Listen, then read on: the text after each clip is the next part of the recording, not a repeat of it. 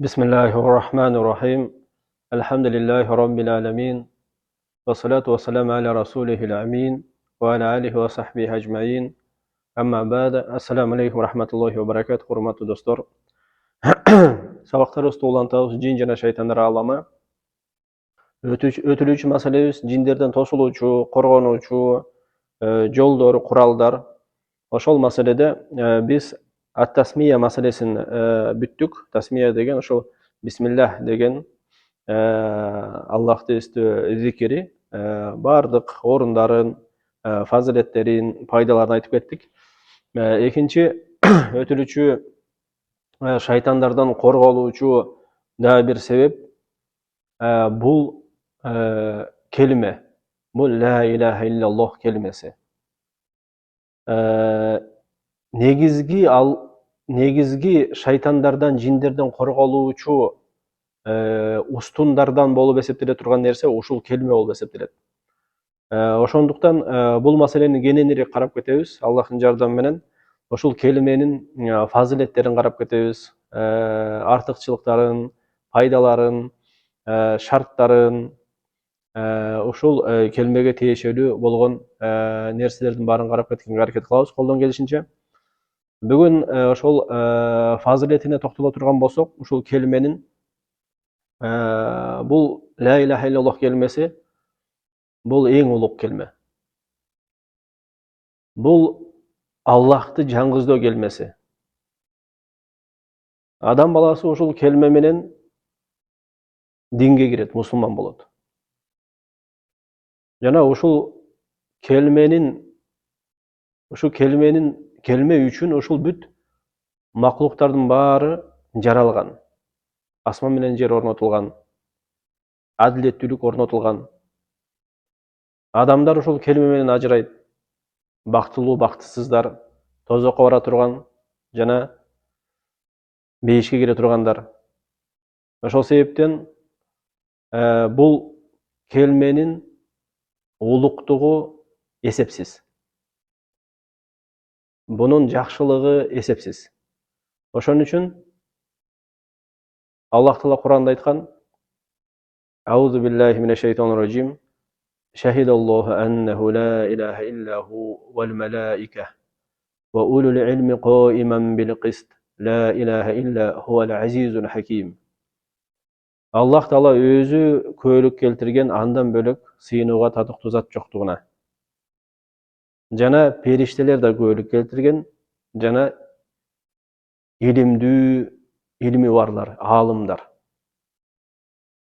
Жана ал адилеттүүлүктү кармап орнотуучу зат. Андан бөлөк сыйынууга татыктуу зат жок, жана ал кудуреттүү, улук жана даанышман зат. Адамдарга жана жиндерге берилген жакшылыктар өтө көп. Аллах Таала Кур'анда айтат: "Ва ин таудду ниъматаллахи ла тухсуха." Эгерде Аллахтын силерге берген жакшылыктардын санап келе турган болсоңор, санап бүтпөйсүңөр. Аллах Таала менен эсептешип кереги жок. Көргөн жакшылыктар бар, көрбөй турган жакшылыктар бар.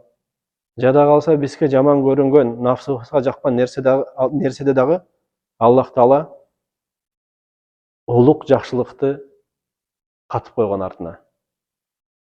Ошол себептен Аллахтын жакшылыктары эсепсиз, сансыз. Пенде эсептей албайт.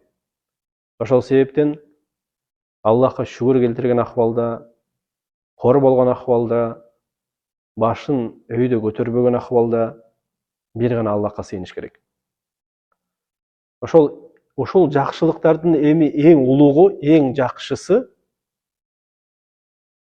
эң фазилеттүүсү бул Аллах Таала бизге ушул ла ilaha illallah келмесин түшүндүрүп койгондугу. Ушул ла ilaha illallah келмеси менен бизди мусулман кылып койгондугу. Жана ушул ла ilaha illallah келмеси менен бизге жакшы менен жаманды айырмасын берип койгондугу. Аллах Таала Ан-Нахл сүрөсүнүн An-Nahl сүрөсүндө адамдарга, пенделерге берген жакшылыктарын эскертет. Ошон үчүн бул Nahl сүрөсү Аллахтын жакшылыктар сүрөсү деп дагы таанылган.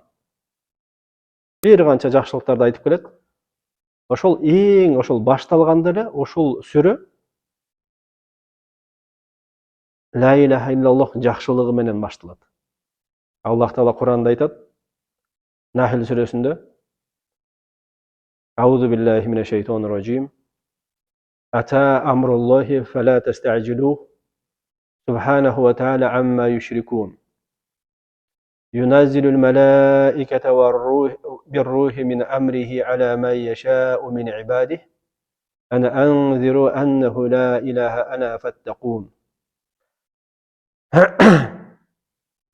Allah Taala aytат, Аллахтын өкүмү сөзсүз келет. Аллах Таала эмнени өкүм кылган болсо, аны эч ким кайтара албайт. Ошол себептен аны тездетем деп шашпагыла дейт Аллах Таала. Аллах бүт жаман нерседен аруу зат, жана алар ага шерик келтирген нерселерден ал улук зат. Аллах Таала периштелери менен рухту өзүнүн өкүмү менен, өзүнүн буйругу менен каалаган пендесине жөнөтөт. Жана ошол жөнөткөндө ал өкүмдө айтылат: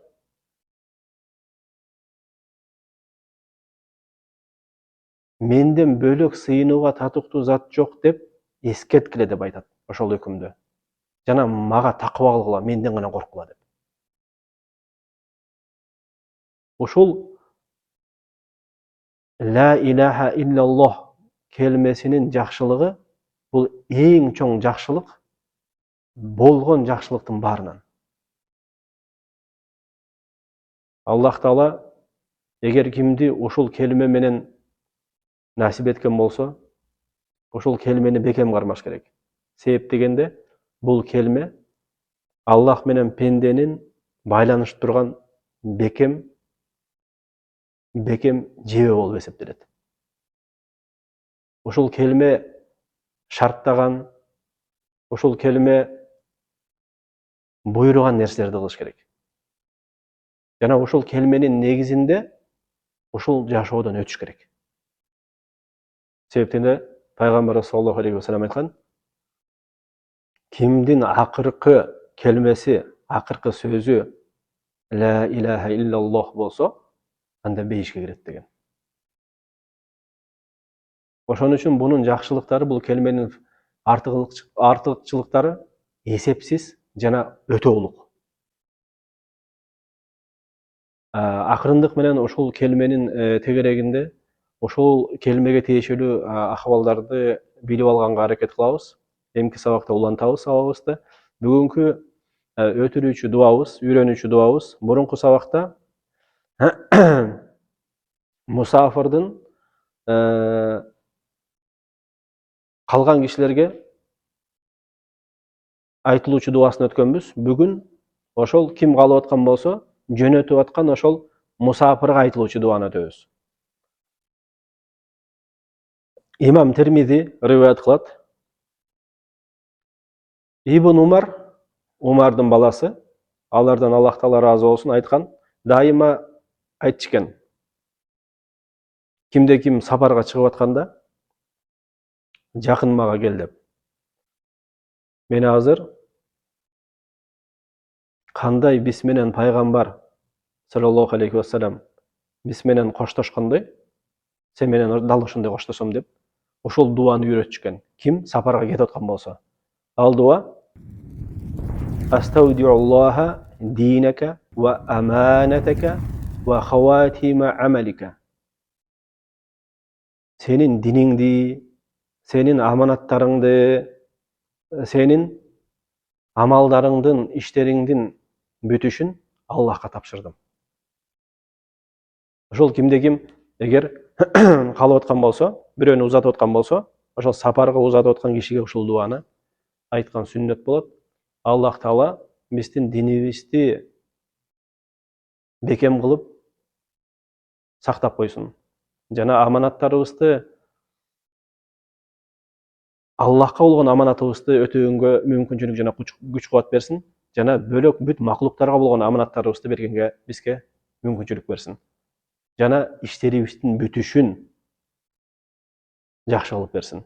Мындайча айтканда, биздин өлүмүбүздү Куран жана сүннөттө жана ошол Куран жана сүннөттү туура түшүнүктө өлүм берсин. Аллах Таала баарыбызга ушул Курандын жакшылыгын берсин. Келаткан орозо майрамдарыңыздар менен сиздерди куттуктайм. Аз күндөр калды.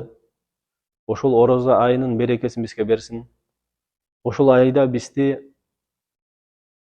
Аллахка жакыныраак кылып, тооба кылганга, күнөөлөрдөн арылып, Аллах Таалага кайтканга мүмкүнчүлүк берсин. Аллах Таала орозобузду берекелүү кылып, сооптуу кылып жана ихластуу кылып берсин. Жана шайтандардан алыс кылсын ар бир акыбалыбызды. Субханак Аллахумма ва бихамдика ашхаду ан ла илаха илля анта астагфирука ва атубу илейк. Görüşkünce sağ salamat olunuzlar. Assalamu aleykum ve rahmetullahi ve berekatuhu.